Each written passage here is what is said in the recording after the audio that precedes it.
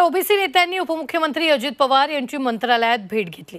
संतोष देशमुख हत्येप्रकरणी जे आरोपी असतील त्यांना शिक्षा झाली पाहिजे, मात्र धनंजय मुंडे यांच्यावर कोणतेही आरोप सिद्ध झाले नसताना त्यांचा राजीनामा घेऊ नये अशी विनंती ओबीसी नेत्यांनी अजित पवारांकडे केली आहे। तसंच देशमुख प्रकरणाला घेऊन जातीयवाद करत आहात त्यांना आळा घालण्याचे देखील अजित पवार यांच्याकडे मागणी ओबीसी नेत्यांनी केलेली आहे।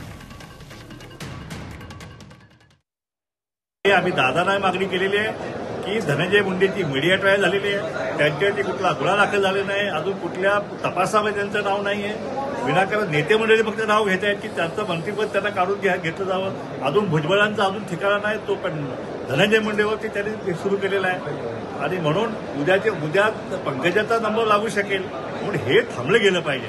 कुठल्याही खुनाचा जातीशी संबंध नाही ना, पंजाबी समाजाचा काय संबंध आहे त्या खुनाचा, आणि म्हणून ओबीसी समाजाचा काय संबंध आहे, आणि म्हणून ह्या गोष्टीचा जो आहे आम्ही निषेध करतोय। अजितदादांनी सांगितले कुठल्याही दबावाला बळी न पडता धनंजय मुंडे जे आहेत त्यांचा राजीनामा मुळीच घेता कामा नये अशी आम्ही प्रमुख मागणी केलेली आहे।